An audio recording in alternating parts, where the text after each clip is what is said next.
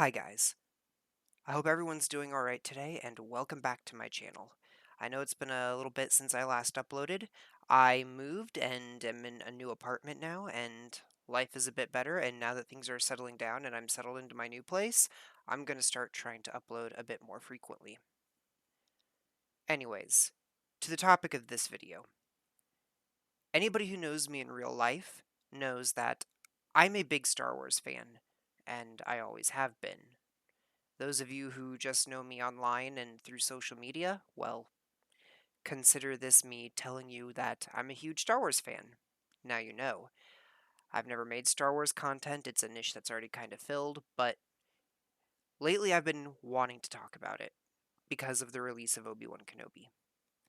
So I'm going to be making a little series of videos with 3 different pieces of art that I've done of fan art, and I'm going to talk about a few different things. To start off with, I just want to talk about how much I love Star Wars as a thing that I have been watching and consuming since I was a child. My very first memory of Star Wars is when I was a toddler. I may have been 2, 3, 4 years old. I don't know. I was so young that I don't know how young I was. But it was late at night, and I got up when I was supposed to be in bed and went to my parents' room, as children do, and my mom and dad were watching Return of the Jedi. And it was during the Battle of Endor with the Ewoks fighting the AT-STs. So I had no idea what it was that I was watching, but I was watching the Ewoks fight the AT-STs, and it made an impact on me and just kind of became my favorite movie when I was a kid. My other early memory was when I was at an aunt and uncle's house, and I don't remember which Star Wars movie, but that was the first time that I saw the yellow credits roll at the beginning of the movie. And again, I was a toddler. At the oldest, I was 5. But seeing those yellow credits just scroll up the screen and knowing that a Star Wars movie was coming on got me excited. And it's one of those, I knew what was coming. My aunt also made brownies that night. It's one of those cases where I don't remember exactly what everybody said. I don't remember exactly what everyone was doing, but brownies and Star Wars. I remember how it made me feel. So, moving on a little bit, I remember that the only Star Wars movie that my parents owned was The Empire Strikes Back, and it was a recorded VHS copy. Then, when I was roughly 6 or 7, my mom bought the original Star Wars trilogy on VHS, and it was the version that had the interview with uh, uh, George Lucas and some movie commentator guy. I can't actually remember his name. Uh, Gosh, here I am. I'm gonna have to Google it real quick just to get the name right. Uh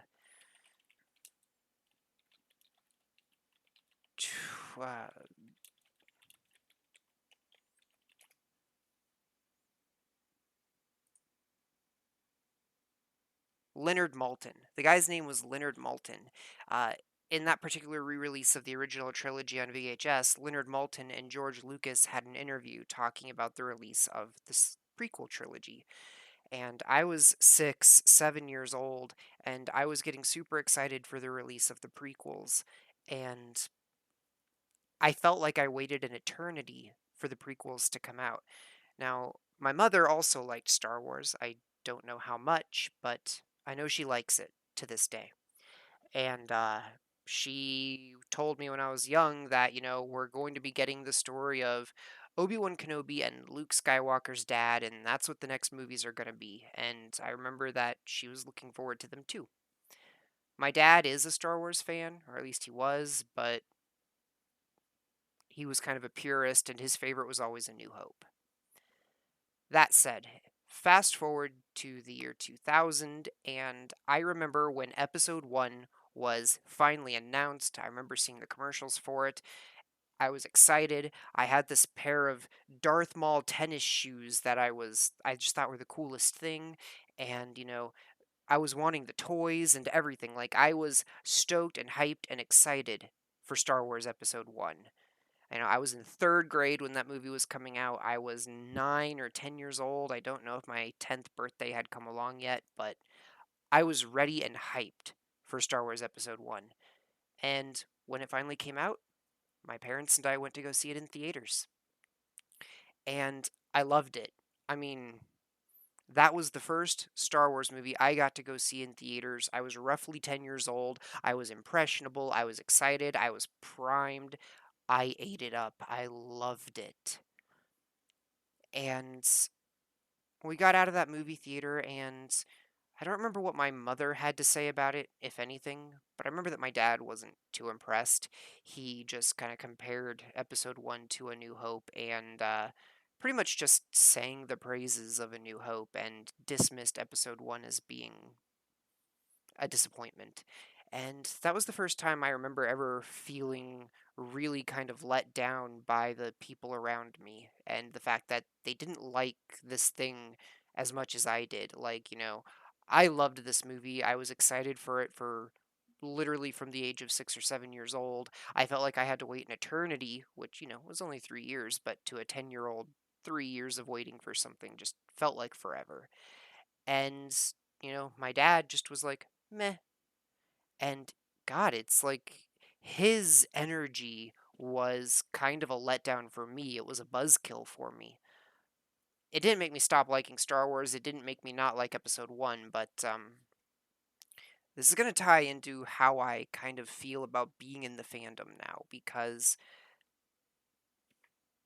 that kind of reaction from somebody that went to go see a movie with me, someone that I was close to, the energy affected me and it affected how I felt about Star Wars. And as an adult, being in a fandom that is kind of toxic bothers me now to this day. I don't mind if someone says that they don't like something, but it really does bother me when somebody says they do like something and then they just tear it apart and hate on it every chance they get. It's like, do you like it or don't you? But, anyways, over the course of the next few years, obviously, we got Episode 2 and Episode 3. And I liked them both. The prequel trilogy was, it came out from between the ages of when I was 9 and 15, and I felt like it was an eternity again between each and every movie, and now looking back, it was just a couple of years, obviously, so it was no big deal, but I was so hyped and so stoked for each of those three movies that I couldn't wait the amount of time that I had to wait between those movies. And each and every one got me super excited, and I went to go see each and every one of them in theaters. I remember when I was in the theater and in Episode 2, Attack of the Clones, when we first got to see Yoda use a lightsaber for the first time. Again, that was just one of those moments that, it was like amazing to see Yoda, this Jedi Master that is supposed to be the Jedi Master, the Grand Master of the Order, whom we've never seen fight. We've never seen him wield his lightsaber. And we get to see a lightsaber duel between him and Count Dooku, after Dooku just beat Anakin and Obi Wan Kenobi. So that was another moment where it was just like such an impression. It was so delicious to see, and I loved it. And I left the theater again just feeling awesome, and I thought it was cool. And I don't even remember how my parents reacted at that. I think my dad even thought it was a cool lightsaber fight. Episode 3, loved it again. Uh, and out of the three prequels, I can't tell you which one I like more. Episode 3 obviously has the best lightsaber fight in all of Star Wars. I think that the entire fandom can agree to that. The Battle of the Heroes, or Obi Wan versus Anakin, is just a beautifully choreographed fight scene. Maybe not the most realistic if you're somebody that wants realistic sword combat, but I don't care. I thought it was a gorgeous lightsaber duel. I loved it. It's entertaining. Whatever. Episode 1, I think it's a more fun and lighthearted Star Wars movie, and if I just want to chill and enjoy Star Wars, Episode 1 is my go-to. Episode 2, you get the love story of Anakin and Padme, and Episode 3 is, the wrath of Anakin Skywalker and has some awesome fight scenes in it, and I'm not gonna lie, I tear up every time I see Anakin sliding down the high ground on Mustafar and hitting the lava and screaming up, "I hate you," at Obi-Wan, and then Obi-Wan just looks at him with this distraught face and says, "You are my brother, Anakin. I loved you." Makes me tear up every time because just the betrayal of Anakin against Obi-Wan and all the Jedi is like the worst part. The Sith getting their win and the grand plan coming to fruition was, Anakin becoming Vader. All that stuff had to happen. It had to. That's how the plot had to go for us to get the original trilogy the way it went. But just the way it was done was sad. And it wasn't perfect. Even I have my criticisms of it. I'm a firm believer that nothing is perfect. You can't give anything a 10 out of 10 because absolute perfection is not possible. But I'd give episode 3 an 8 or a 9, and I'd give an 8 or a 9 to episodes 1 and 2 as well. My only major criticism of episode 3, in spite of the fact that it's an awesome movie, was I always felt like the transition that Anakin made from being Anakin to being Darth Vader was a little too abrupt, a little too sudden. I always felt like he was down on his knee in front of Palpatine and saying, "What have I done?" And then next thing we know, he's just dubbed as Darth Vader and says, "I'll do whatever you ask." I've never felt like a person could hit their knee and ask the question, "What have I done?" And then just be like, "All right, that's it. The switch is flipped. I'm just gonna go be a bad guy now and go kill a bunch of kids and betray all my friends and family." I've just kind of always felt like Anakin was always aggressive. He always leaned towards the dark side a little bit, but I never really felt like the transformation from a kind of gray, somewhat dark side leaning Jedi, just a little bit, to being the mass murderer he became. I never felt like it was bridged. The good person that Anakin was, the pod racer on Tatooine who just wanted to help people, to being Anakin the Padawan who loved Padme, to being the person who just flipped out and just went to go kill everybody he ever knew. I knew it had to happen, but I just felt like maybe episode 3 needed to be a little longer. Maybe the writing needed to be a little better. Maybe Anakin should have been shown actively resisting the dark side a bit more. But really all that we got was some sad music with him being broody in the Grand Council chambers while he was thinking about Padme as Mace Windu was going off to apprehend Darth Sidious. And I just never felt like it was enough. And I feel like that's a genuine criticism, but I still loved the movie.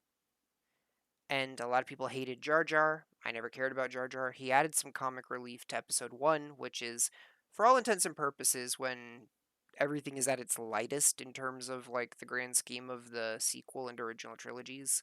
So I felt like all the hate on Jar Jar Binks was kind of uncalled for as a character.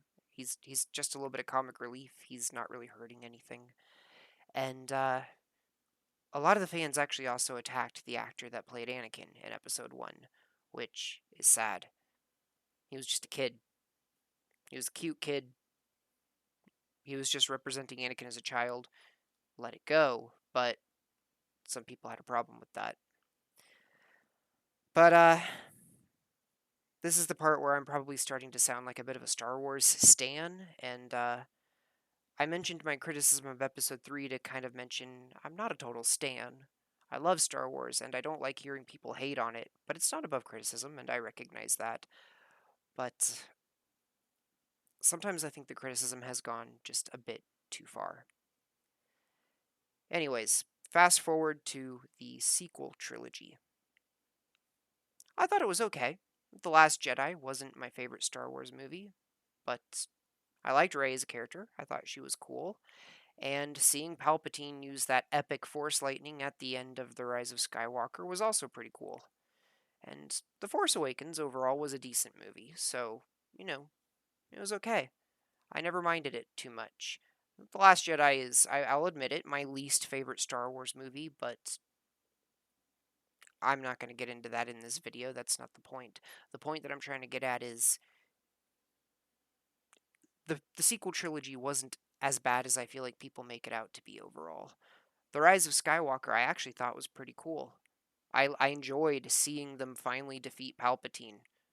Granted, he died in Return of the Jedi, and they could have just left it at that, but I was happy to just get more Star Wars content at the end of the day. And in the sequel trilogy, Rey is the hero, and I was always okay with that. I accepted the fact that Luke Skywalker is not the hero in the sequel trilogy, and that wasn't a big deal for me.